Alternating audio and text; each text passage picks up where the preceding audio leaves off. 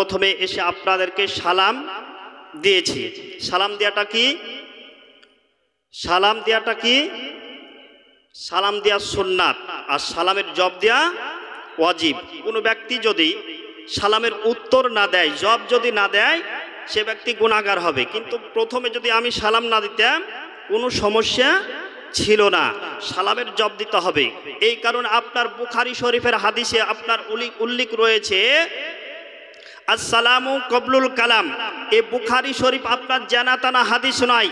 আপনার এই হাদিস আপনার পরিপূর্ণ করতে, সম্পূর্ণ করতে আপনার কিতাবের মধ্যে এসছে 1 বছর নয়, 2 বছর নয়, 18 বছর ধরে আপনার ইমাম বুখারী রহমাতুল্লাহ আলাই আপনার কিতাবখানা পরিপূর্ণ করেছেন মুআজ্জাজ সামিনে কিরাম। তো আপনার এই বুখারী শরীফের হাদিসে আপনার উল্লেখ রয়েছে যে আপনার সালাম দেওয়াটা হলো আপনার কি সুন্নাত, উত্তর দেওয়াটা হলো ওয়াজিব। আপনি যদি না দেন আপনি গুনাহগার হবেন, কিন্তু আমি সালাম দিলাম আমার কিছু হবে না। তো ব্রাদার ইসলাম, যাই হোক, কেউ যদি সালাম দেয় সালামের উত্তর দিতে হবে। সব করতে মুসলমানের বড় পেহচান, প্রথম পেহচান হলো আপনার সালাম। মুসলমানের প্রথম পেহচান হলো সালাম। তো ব্রাদার ইসলাম মুআজ্জাজ সামিনে কিরাম, যাই হোক, আপনাদের সম্মুখে কুরআন ও মাশহুর কিতাব থেকে আমি আয়াতে কারিমা তেলাওয়াত করিয়াছি। মহান রব্বুল আলামিন জাল্লে জালালুহু তিনার ভাষায় বললেন, কোরআনের ভাষায় বললেন, ইয়া আইয়ুহাল্লাযীনা আমানুত্তাকুল্লাহা ওয়া কুনু মাস সাদিকিন। মুআজ্জাজ সামিনে কিরাম, এই কিতাব আপনার কোনো মানুষের দুনিয়াদারি কিতাব নয়, স্বয়ং এ আপনার কার কিতাব? আল্লাহর কিতাব। এই কিতাব যখন আপনার সর্বপ্রথমে আপনার নাজিল করবেন, তো আপনার আসমানকে বলেছিল, এ আসমান, এ তোমার প্রতি আমি এ মহামূল্যবান গ্রন্থখানা, মহামূল্যবান কিতাবখানা আমি নাজিল করব। তো আপনার এ কথা আপনার শোনা মাত্রই আসমান আপনার থরথর করে আপনার কেঁপে উঠেছিল, আর আল্লাহকে বলতেছিলেন, এ আল্লাহ, আপনি যে আমার প্রতি এ মহামূল্যবান গ্রন্থখানা, মহামূল্যবান কিতাবখানা আপনি নাজিল করবেন, এর যে সম্মান রয়েছে, এর যে ওয়েট রয়েছে, এর যে ভার রয়েছে, আমি সহ্য করতে পারবো না। অতএব আপনি এই কিতাবখানা আমার প্রতি নাজিল করিয়েন না। ব্রাদার ইসলাম, তারপরে আপনার ডেকে বলেছিল পাহাড়কে, পাহাড়ও আপনার বলেছিল থরথর করে কাঁপতে কাঁপতে আপনার চুরচুর করে ফেটে গিয়েছিল, আর বলতেছিলেন, এ আল্লাহ, আপনি এ কিতাবখানা আমার প্রতি নাজিল করেন না। এ কিতাবের যে ওয়েট রয়েছে, এ কিতাবের যে সম্মান রয়েছে, এ কিতাবের যে ভার রয়েছে, আমি সহ্য করতে পারবো না, এর সম্মান দিতে পারবো না। অতএব আপনি এ কিতাব আমার প্রতি নাজিল করিয়েন না। তারপরে আপনার নবী, আমার নবী, দুজাহানের বাদশা, দুনু জাহানের মালিক ও মুক্তার মুস্তফা জানে রহমত পে লাখো সালাম নবীকে আমার আল্লাহ পাক রব্বুল আলামিন জাল্লে জালালহু ডেকে বললেন, হে হাবিব, হে দোস্ত, তোমার প্রতি আমি এ মহামূল্যবান গ্রন্থখানা, মহামূল্যবান কিতাবখানা আমি নাজিল করব। তো আপনার ব্রাদার ইসলাম, আমার দয়ার নবী, নবী পাক সাল্লাল্লাহু তাআলা আলাইহি ওয়াসাল্লাম আপনার আল্লাহকে ডেকে বলেছিলেন, এ আল্লাহ, আপনি এই মহামূল্যবান কিতাবখানা আমার প্রতি নাজিল করবেন, অবতীর্ণ করবেন। কাল কিয়ামত তাক পর্যন্ত কি এ কালাম পাকখানা সঠিক জায়গায় থাকবে।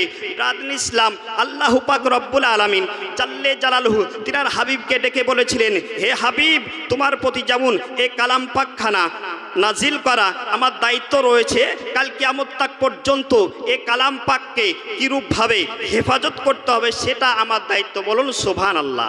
ব্রাদার ইসলাম, এ কালাম পাকের যদি কোনো দুনিয়াদারি মানুষ যদি বেইজ্জতি করতে চায়, পারবে? কেন পারবে না? কারণ এ দায়িত্ব কে নিয়েছে? আল্লাহ নিয়েছে। তো ব্রাদার ইসলাম, মুআজ্জাজ সামিনে কিরাম, কয়েক বছর পূর্বে রানীথালা, ভগবানগোলা থানার অন্তর্গত আপনার সুলতানপুর মালিপুর, নাম শুনেছেন? সুলতানপুর মালিপুরে আপনার কি হয়েছিল? আগুন লেগে গেছিল। শুনেছেন? আগুন পাড়াকে পাড়া, গ্রামকে গ্রাম আপনার সব তছনছ করে দিয়েছিল। আপনার বড় বড় নারকেল গাছ পর্যন্ত আপনার পুড়ে গেছিল, মোটরসাইকেল পর্যন্ত আপনার বাস্ট হয়ে আপনার উড়ে গেছিল। কিন্তু ওই জায়গাতে আমি নিজে খুদ গিয়েছিলাম। দেখার পরে খোদার কসম, আল্লাহর কালাম পাকগুলো আপনার ধারগুলো পুড়েছে, কিন্তু আল্লাহর কালাম পাকের একটি অক্ষর পর্যন্ত পড়েনি। বলুন সুবহানাল্লাহ। ব্রাদার ইসলাম, আপনার স্বচক্ষে দেখা সে মহামূল্যবান গ্রন্থ, মহামূল্যবান কিতাব, শুধু তাই নয়, একজন ব্যক্তি এ কিতাবের সম্মান করত, হজরতে বিসরি হাফি নামে, তো ও ব্যক্তি আপনার, আমরা মুসলমান আপনার আরবি পড়া জানি না, কালাম পাক তেলাওয়াত করা জানি না, কিন্তু কালাম পাকের মধ্যে আলিফ কি রূপ অক্ষর হয় আমাদের সকলের জানা রয়েছে, যে আলিফ অক্ষরটাই একটা লাঠির মতন হয়, খাড়া দাগ একটা লাঠির মতন হয়।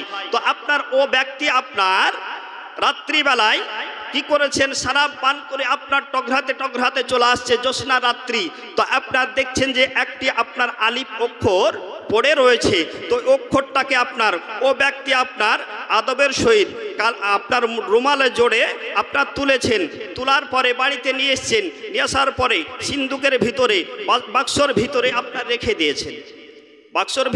দিয়েছেন। সকালবেলা হতে না হতেই আল্লাহ পাক রব্বুল আলামিন জাল্লে জালালু ফারিস্তাকে ডেকে বললে, জিবরিল আমিন তোমরা চলে যাও জমিনের বুকে, যার পরে যাও ওই ব্যক্তির বাড়িতে, ওই ব্যক্তিকে তোমরা ডেকো যে আমি দোস্ত বানাবো, আমি মেহবুব পাত্র বানাবো। তো ব্রাদার ইসলাম, তো আপনার একদিন গেছেন, যার পরে বাড়ির ছোট ছেলে হাত দ্বারা আপনার কিছু টাকা দিয়ে পাঠিয়ে দিয়েছেন। তো আপনার ফারিস্তা আপনার চিন্তা করছে যে আল্লাহ পাক রব্বুল আলামিন জাল্লে জালালহু এ কোন ব্যক্তির বাড়িতে পাঠালো যে আজকে আমাদেরকে ফকির মনে করে, মিসকিন মনে করে কিছু টাকা দ্বারা পাঠিয়ে দিল। আল্লাহ পাক রব্বুল আলামিন জাল্লে জালালহুর কাছে গেলেন, যার পরে ফারিস্তা বলতেছেন, এ রব্বে কায়নাত, হে রব্বুল আলামিন, আপনি যাকে মেহবুব পাত্র বানাতে চান, আপনি যাকে মেহবুব বান্দা বানাতে চান, ও ব্যক্তি আমাদেরকে ফকির মনে করেছে, মিসকিন মনে করেছে, তার বাড়ির ছোট ছেলে হাত দ্বারা কিছু টাকা দিয়ে পাঠিয়ে দিয়েছে।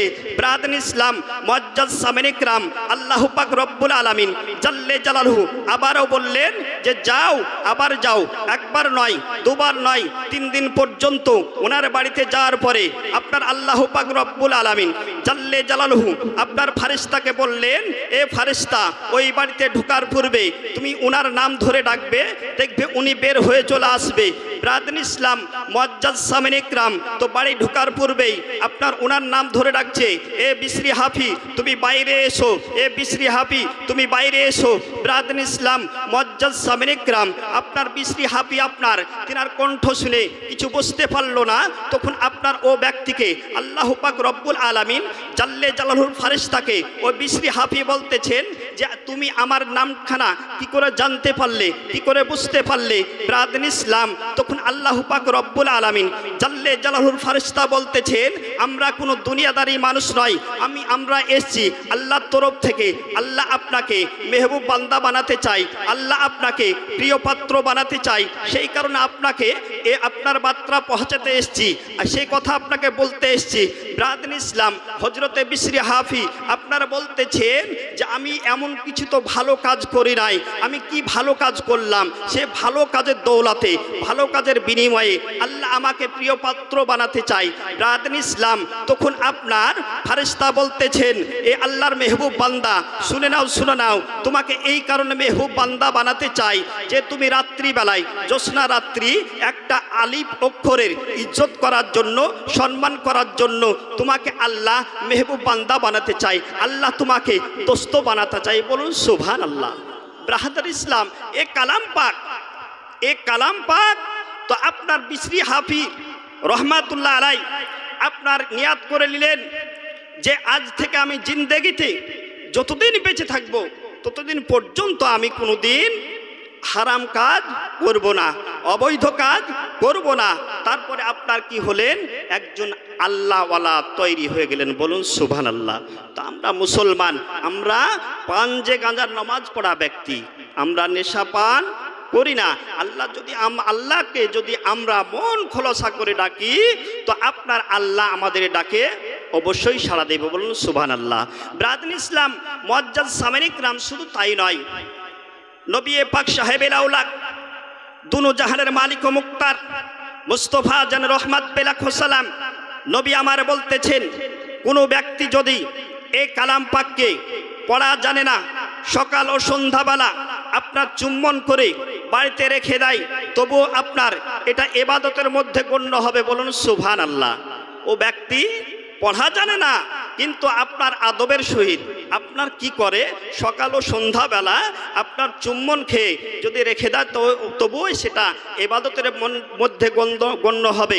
ব্রাদার ইসলাম শুধু তাই নয়, একটা ওয়াকিয়ার মধ্যে এসছে এক ব্যক্তি আপনার সকাল হয় গোটা দিন মান আপনার মাঠে চাষবাস করার পরে আপনার সকালবেলা এবং ফজরের পরে এবং সন্ধ্যা মাগরিবের পরে দুই বেলাতে আপনার কোরআন পাককে খুলতেই হবে, আর এটা আমলে পরিণত হয়ে গেছে।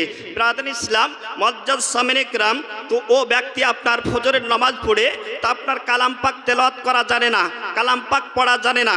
সকাল হয় আপনার প্রত্যেকটি অক্ষরে অক্ষরে লাইনে লাইনে ও ব্যক্তি আঙ্গুল বোলায় আর বলতে থাকে এসব ঠিক হে, এসব ঠিক হে। ব্রাদার ইসলাম মুআজ্জাজ সামিনে کرام, ও ব্যক্তি আপনার ইন্তেকাল করেছেন। ইন্তেকাল করার পরে আপনার মুনকির ও নাকির আপনার সওয়াল ও জবাবের জন্য কবরে আপনার প্রস্তুত হয়ে গেছে, হাজির হয়ে গেছে, মজুদ হয়ে গেছে। তো আপনার ওই মুনকির নাকির আপনার প্রশ্ন করছে, সওয়াল করছে মান রব্বুকা, তোমার রবকে। ব্রাদার ইসলাম, তো আপনার ও ব্যক্তি আপনার উত্তর দিচ্ছেন এসব ঠিকই। আপনার ফারিস্তা অবাক হয়ে গেছে, আশ্চর্য হয়ে গেছে যে এ ব্যক্তি আবার কোন ব্যক্তি। আল্লাহর কাছে এ বার্তা এ খবর আপনার পাঠালেন, পৌঁছে দিলেন যে আল্লাহ এ আপনার বান্দাকে এ কথা বলতেছি, তো এসব ঠিকই। এই কথার অর্থ কি আমাদের বুঝে আসে না, আপনি একটু বুঝিয়ে দিন। ব্রাদার ইসলাম মুআজ্জাজ সামিনে کرام আবারও আল্লাহ পাক রব্বুল আলামিন জাল্লে জালালহু বললেন আবার তোমরা গিয়ে ওনাকে প্রশ্ন করো। আবার গিয়ে প্রশ্ন করলো যে মান নবিউকা, তোমার নবীকে। তো আপনার বলছেন এসব ঠিকই। একই আপনার উত্তর এসব ঠিকই, যাই বলুক না কেন এসব ঠিকই। তো আল্লাহ পাক রব্বুল আলামিন জাল্লে জালালহুর কাছে গেলেন, যাওয়ার পরে বলতেছেন হে রব্বে কায়নাত, হে রব্বুল আলামিন, হে জাল্লে জালালহু, আপনি যে বান্দা ইন্তেকাল করেছে ওই বান্দার কাছে আমরা প্রশ্ন করছি, সওয়াল করছি, তো তার উত্তর দিচ্ছে, তার জবাব দিচ্ছে এসব ঠিকই। এ কথা বোঝাছে না, তার কারণটা কি রয়েছে? ব্রাদার ইসলাম, তো আল্লাহ পাক রব্বুল আলামিন জাল্লে জালালহু বলতেছেন ও ব্যক্তি দুনিয়াতে কালাম পাক তেলাওয়াত করা জানতো না, কালাম পাক পড়া জানতো না, কিন্তু ও ব্যক্তি সকাল ও সন্ধ্যা ও সকালবেলাতে তার আমলে পরিণত হয়ে গেছিল। কালাম পাক খোলার পরে পরে লাইনে লাইনে অক্ষরে অক্ষরে আঙ্গুল বলাতো এসব ঠিকই। তুমি আজকে ওকে প্রশ্ন করেছো তাও বলছে এসব ঠিকই, বলুন সুবহানাল্লাহ। তো ও ব্যক্তিকে আল্লাহ পাক রব্বুল আলামিন জাল্লে জালালহু বলতেছেন ও ব্যক্তিকে তোমরা জান্নাত দিয়ে দাও, বলুন সুবহানাল্লাহ। এই কালাম পাকের ইজ্জত করলে, এই কালাম পাক যদি কোনো ব্যক্তি আপনার বাড়িতেও রাখে, কোনো ব্যক্তি কালাম পাক তেলাওয়াত করছে, এই কালাম পাক যদি আপনার শুনে কর্ণপাত করে তবু তার ইবাদতের মধ্যে গণ্য হবে। ব্রাদার ইসলাম মুআজ্জাজ সামিনে کرام, এই কালাম পাক এই পবিত্র মাহে রমজানুল মুবারক মাসে নাজিল হয়েছে। এই কালাম পাক শাহরু রমাদান উনজিলা ফিহিল কুরআন, এই পবিত্র কালাম পাককে এই পবিত্র মাসে নাজিল করেছেন। তবে আপনি কালাম পাককে জিজ্ঞেস করুন এ কালাম পাক এই পবিত্র মাসটা তোমাকে কোন দিনে নাজিল করেছে, কোন দিনে তোমাকে অবতীর্ণ করেছে? কালাম পাক উত্তর দিবে যে আমাকে নাজিল করেছে কদরের রাত্রি, বলুন সুবহানাল্লাহ। কদরের রাত্রিতে নাজিল করেছে। তো কদর রাত্রি আজকে না, আমরা 21 তারিখ পড়েছি, আজকেও কদর রাত্রি। কোনো ব্যক্তির যদি আপনার নসিবে যদি জুটে যায়, বলছে লাইলাতুল কদর খায়রুম মিন আলফি শাহর, সহস্র মাস হইতে, হাজার মাস হইতে উত্তম। যিনারা তাফসীর কারক ছিলেন সেই সময়কালে আপনার 1000-এর বেশি গণনা জানতো না। আপনার পূর্বে দেখুন, পেছনের দিকে তাকান, মানুষ আগে গণনা করতো যে 1 কুড়ি 2 কুড়ি, এই 20 করে রাখে, আপনার 5 জায়গায় রাখে 5 কুড়ি 100, এইরূপভাবে গণনা করত। কিন্তু আপনার দেখেন আমার হাবিব নবী পাক সাহেবে লাউলাক দুনো জাহানের মালিক ও মুক্তার মুস্তফা জান রহমত পে লাখো সালাম। তো আপনার আল্লাহ পাক রব্বুল আলামিন জাল্লে জালালুল ফারিস্তা আপনার আল্লাহকে প্রশ্ন করছে এ আল্লাহ, যে সহস্র মাস হইতে উত্তম, তো কত উত্তম? তো আপনার বলতেছে যে আল্লাহ পাক রব্বুল আলামিন জাল্লে জালালুল ফারিস্তা আপনার নামাজ পড়েছেন 2 রাকাত নামাজ 40 বছর ধরে, বলুন সুবহানাল্লাহ। 40 বছর ধরে ইবাদত করেছেন। তো আল্লাহকে বলছেন যে আল্লাহ চাইলে তো আমি সবারই করতে বেশি নেকি উপার্জন করেছি। তো বলছে না, তুমি সবার থেকে বেশি নেকি উপার্জন করতে পারোনি। আল্লাহকে বলছে, আল্লাহ আমি সবার থেকে বেশি দিন দীর্ঘ সময় ধরে ইবাদত করছি, এদিকে আপনি বেশি বলছেন আর নেকির বেলাতে কম। ব্রাহাদান ইসলাম মুআজ্জাজ সামিন ইকরাম তখন আমার বলতেছেন, আল্লাহ পাক রব্বুল আলামিন জাল্লে জালালহু বলতেছেন যে আমার প্রিয় হাবিব নবী পাক সাল্লাল্লাহু তাআলা আলাইহি সাল্লামের উম্মতগণ যখন আসবে, তুমি 2 রাকাত নামাজ পড়েছো 40 বছর ধরে, কিন্তু আমার আখেরি নবীর যারা উম্মত হবে তারা 2 মিনিটে 2 রাকাত নামাজ পড়বে, তো তুমি 40 বছরের যে নেকি না কামালছো 2 রাকাতে সে নেকি কামা। বলুন সুবহানাল্লাহ। ব্রাদান ইসলাম মুআজ্জাজ সামিন ইকরাম, সেই এটা হলো পবিত্র মাহে রমজানুল মুবারক মাস। এই মাসে আপনার এই যে লাইলাতুল কদর রাত্রি বলা হয়েছে যে এক রাত সমান 83 বছর 4 মাস। 83 বছর 4 মাস, 83 বছর 4 মাস ধরে যে ইবাদত আপনি করে নেকি উপার্জন করবেন, সে আপনার এক রাত্রিতে সে নেকি তার থেকে বেশি হবে। বলুন সুবহানাল্লাহ। তো ব্রাদান ইসলাম মুআজ্জাজ সামিন ইকরাম, যাই হোক আমি বলতেছিলাম আল্লাহ পাক রব্বুল আলামিন জাল্লে জালালহু তিনার ভাষায় বললেন, কোরআনের ভাষায় বললেন, ইয়া আইয়ুহাল্লাযীনা আমানুত্তাকুল্লাহা ওয়া কুনু মাস সাদিকিন। এখানে আপনার ইয়া আইয়ুহাল্লাযীনা আমানু, হে ঈমান আনু। তো ঈমানদার কোন ব্যক্তিগণ, ঈমানদার কারা? এখানে আমানু শব্দের অর্থ হলো আপনার ঈমানদার। এই আমানু শব্দের ভিতরে কটা অক্ষর রয়েছে? যারা কালাম পাক তেলাওয়াত করা জানেন, পড়া জানেন, তারাই বলতে পারবেন। এই আমানু শব্দের ভিতরে আপনার 4টি অক্ষর রয়েছে। প্রথম স্টেজ কার রয়েছে? আমানু, আলিফ মিম নুন ওয়াও, আমানু। এই আমানু শব্দের ভিতরে 4টি অক্ষর রয়েছে। 4টির আপনার তাফসির কি রয়েছে? তো আপনি আলিফকে জিজ্ঞেস করুন, এই আলিফ তুমি পৃথিবীর মানুষকে কি শিক্ষা দিতে এসছো? পৃথিবীর মানুষকে কি শিক্ষা দিতে এসছো? তা আপনার আলিফ আপনার উত্তর দিচ্ছে যে আমি আলিফ, আমি পৃথিবীর মানুষকে এই শিক্ষা দিতে এসেছি, আল্লাহ পাক রব্বুল আলামিন জাল্লে জালালহুর যত আপনার কুদরতি খেলাগুলো রয়েছে, সমস্ত কুদরতি খেলাগুলোকে মান্য করতে হবে। বলুন সুবহানাল্লাহ। এবার প্রশ্ন যে কুদরতি খেলা কোনগুলো? কুদরতি খেলা কোনগুলো? দেখেন, সাধারণত আপনার আমাদের 1 টাকার ডাইস রয়েছে, 100 টাকার ডাইস রয়েছে। 100 টাকার ডাইসে আপনার 500 টাকা বের হবে কি? বের হবে না। 500 টাকার ডাইস লাগবে তবেই 500 টাকা বের হবে। কিন্তু আল্লাহ পাক রব্বুল আলামিন জাল্লে জালালহু দেখেন, একই মার গর্ভে থেকে কাউকে আপনার ফর্সা করছে, কাউকে কালো করছে, কাউকে আপনার ন্যাংড়া করছে, কাউকে আপনার অন্ধ করছে। ব্রাদান ইসলাম মুআজ্জাজ সামিন ইকরাম, এটা হলো আল্লাহর কুদরতি খেলা। বলুন সুবহানাল্লাহ। ব্রাদান ইসলাম মুআজ্জাজ সামিন ইকরাম, এই যে আপনার আল্লাহর কুদরতি খেলাগুলো রয়েছে, তো আপনার আল্লাহর কুদরতি খেলাগুলোকে মান্য করতে হবে। আলিফের আপনার বক্তব্য শেষ। আলিফ মিম, এবার মিমকে জিজ্ঞেস করুন, এ মিম তুমি পৃথিবীর মানুষকে কি শিক্ষা দিতে এসছো? পৃথিবীর মানুষকে কি শিক্ষা দিবে?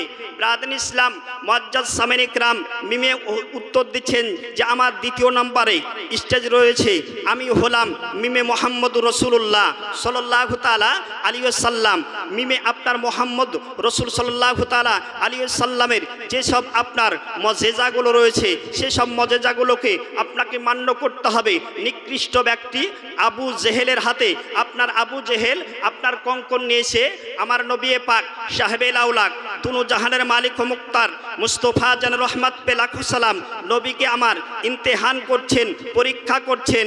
মোহাম্মদ, তুমি যদি আমার এই মুঠের ভিতরে, এই দাবনের ভিতরে কি রয়েছে তুমি যদি বলতে পারো, তবে তোমার কালমা পড়ে আমি মুসলমান হয়ে যাব। ব্রাদান ইসলাম মুআজ্জাজ সামিন ইকরাম, তো আমার নবী পাক সাহেবে আউলাক দুনো জাহানের মালিক ও মুক্তার মুস্তফা জান রহমত পে লাখো সালাম নবী আমার বলতেছেন আবু জেহেলকে, এ আবু জেহেল আমি বলবো না তোমার মুঠের ভিতরে যে বস্তু রয়েছে সে বলবে?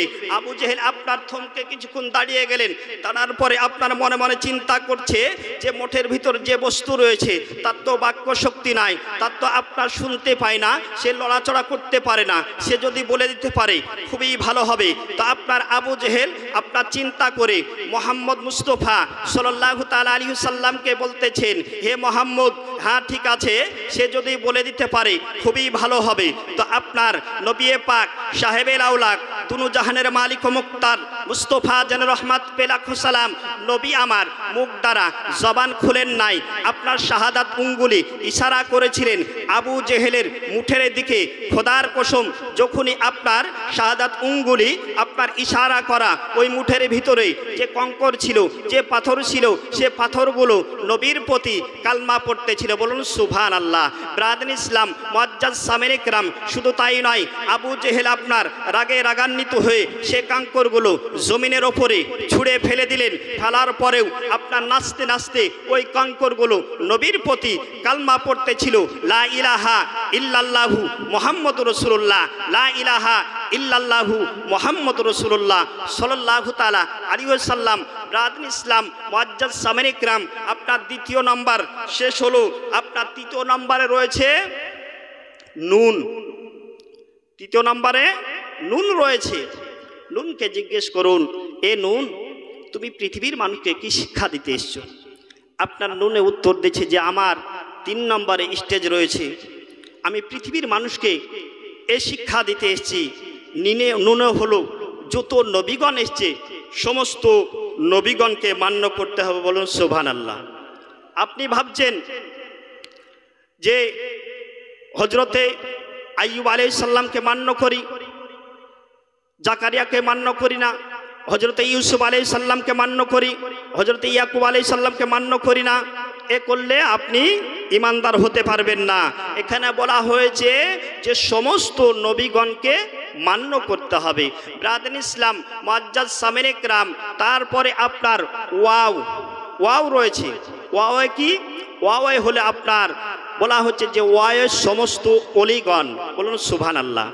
ওয়ায়ে সমস্ত অলিগণ, আপনার সমস্ত অলিগণকে মান্য করতে হবে, তবেই আপনি পরিপূর্ণ ইমানদার হতে পারবেন, নচেত আপনি পরিপূর্ণ ইমানদার হতে পারবেন না। ব্রাদার ইসলাম মুআজ্জাজ সামিনে کرام, তো আপনার আল্লাহ পাক রব্বুল আলামিন জাল্লে জালালহু বলতেছেন ইমানদারকে, হে ঈমান আলু বিশ্বাসী বান্দাগণ, তোমরা কি করো? আল্লাহকে ভয় করো, আল্লাহকে ভয় করো, আর কি করো? এবং সত্যবাদীর সঙ্গ লাভ করো। বলুন সুবহানাল্লাহ।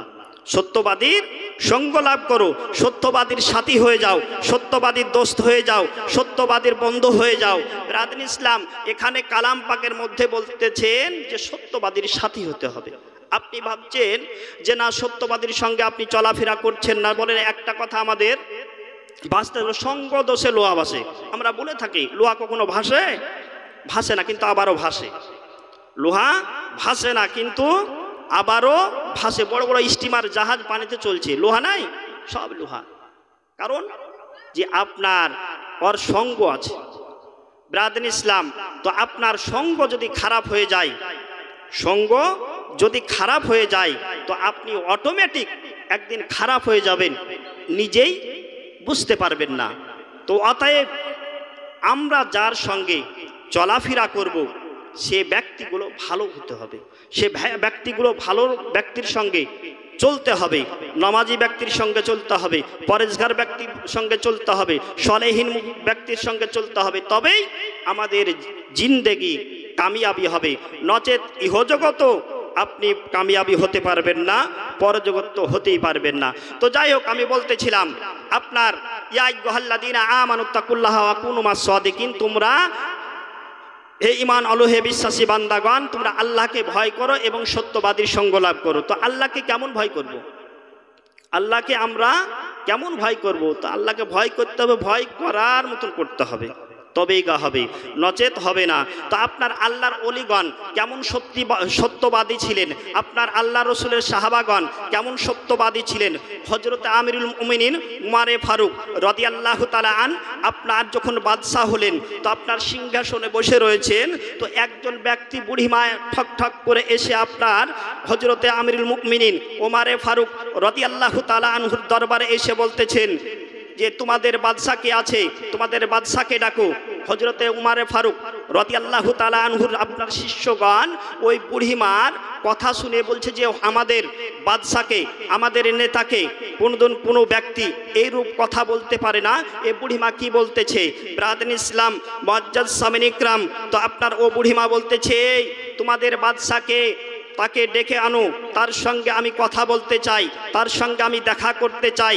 তো হযরতে আমিরুল মুমিনিন উমারে ফারুক রাদিয়াল্লাহু তাআলা আনহুর শিষ্য উমারে ফারুক রাদিয়াল্লাহু তাআলা আনহুকে আপনার ডাকলেন।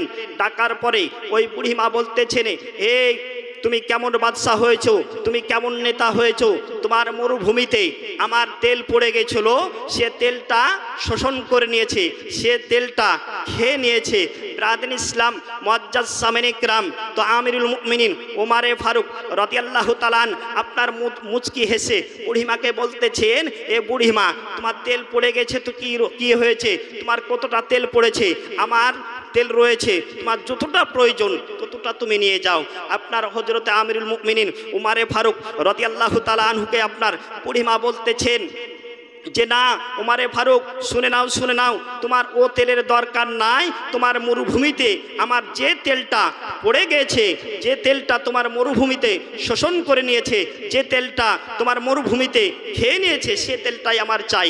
ব্রাদার ইসলাম মুআজ্জাজ সামিন ইকরাম, তো হযরত আমিরুল মুমিনিন উমারে ফারুক রাদিয়াল্লাহু তাআলা আপনার একখানা চিঠি লিখে তিনার শিষ্যর হাতে দিয়ে এবং বুড়িমাকে সঙ্গে করে পাঠিয়ে দিলেন যে যাও, চলে যাও। বুড়িমা যেই জায়গাতে বলবে যে এই জায়গাতে তেল পড়ে গেছিল, এই জায়গাতে তেলটা শোষণ করে নিয়েছে, এই জায়গাতে তেলটা খেয়ে নিয়েছে, এই চিঠিখানা নিক্ষেপ করে দিবে। ব্রাদার ইসলাম মুআজ্জাজ সামিন ইকরাম হযরত আমিরুল মুমিনিন উমারে ফারুক রাদিয়াল্লাহু তাআলা আনহুর কথা মোতাবেক আপনার তিনার শিষ্য কি করলেন যে ওই জায়গাতে বুড়িমা যে জায়গা দেখানোর পরে ওই চিঠিখানা আপনার ওই মরুভূমিতে নিক্ষেপ করে দিলেন। নিক্ষেপ করা মাত্রই খোদার কসম করে বলতেছি, আপনার কিতাবের মধ্যে এসেছে যখনই আপনার জমিনে পড়া আপনি জানো ওই তেলখানা আবার পুনরায় আবার উঠতেছে। বুড়িমা আবার পুনরায় শিশিতে তেলখানা ভরে নিল। হযরতে উমারে ফারুক রাদিয়াল্লাহু তাআলা আনহুর শিষ্য আপনার এ দৃশ্য দেখে, এ ঘটনা দেখে আপনার অবাক হয়ে গেলেন, আশ্চর্য হয়ে গেলেন। তারপরে আপনার চিন্তা করছেন যে এমন কি এই চিঠির ভিতরে লেখা রয়েছে, আজকে আমি চিঠিখানা খুলে দেখব।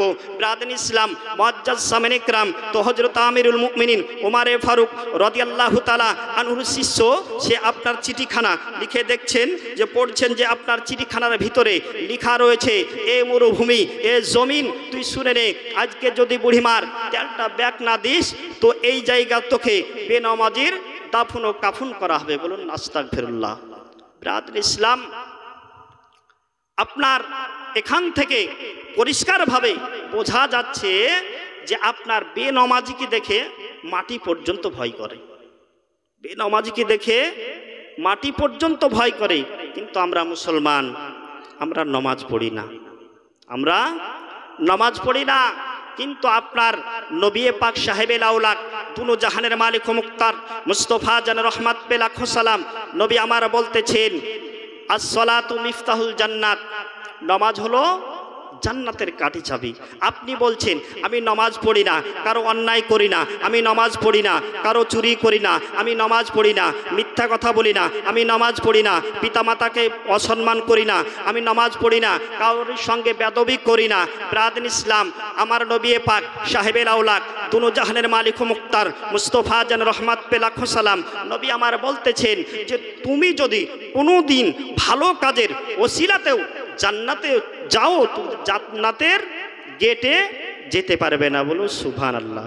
জান্নাতের গেটে প্রবেশ করতে পারবে না, কেননা নবী পাক সাহেবে লাউলাক সাল্লাল্লাহু তাআলা আলাইহি সাল্লাম বলে দিয়েছেন যে আস-সালাতু মিফতাহুল জান্নাত, নামাজ হলো জান্নাতের কাঠি চাবি।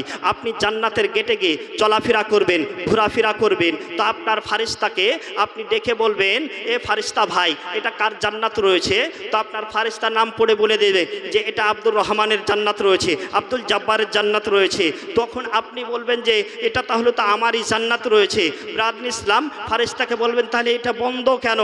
তখন ফারিস্তা আপনাকে উত্তর দিবে, বন্ধ যদি করতে হয় এটা হলো তোমার ঘর, বন্ধ যদি করতে হয় তাহলে তুমিই করেছো, বন্ধ যদি করতে হয় তুমিই করেছো, তোমার ঘরে কেউ বন্ধ করেনি, কেউ তালা মারেনি। তো ব্রাদার ইসলাম, আপনি যতই ভালো কাজ করেন না কেন, নমাজ ছাড়া কোনো মাপ নাই, নমাজ আপনাকে পড়তেই হবে। ব্রাদার ইসলাম, মুআজ্জাজ সামিন ইকরাম, তো আমাদের সব করতে মূল ভিত নমাজ, নমাজ ছাড়া কোনো পরিত্রাণ নাই। আপনি ভাবছেন যে নমাজ পড়ব না, তাহলে আপনি কোনো দিন জান্নাত যেতে পারবেন না। তো যাই হোক, আজ পবিত্র মাহে রমজানুল মুবারক মাস, এই মাসে হলো আপনার কি হয়, গুরুত্বপূর্ণ ফজিলত রয়েছে, এই মাসে গুরুত্বপূর্ণ ফজিলত রয়েছে। তো আপনার এই ফজিলত, এই যে আজকে আপনারা রাত অতিবাহিত করছেন, এটা কিন্তু ইবাদতের মধ্যে গণ্য, এই রাত্রিটাই ইবাদতের মধ্যে গণ্য। তো ব্রাদার ইসলাম, আল্লাহ রসুলের সাহাবা এবং আল্লাহর ওলিগণেরা কিরূপ ভাবে তিনারা ইবাদত করেছেন,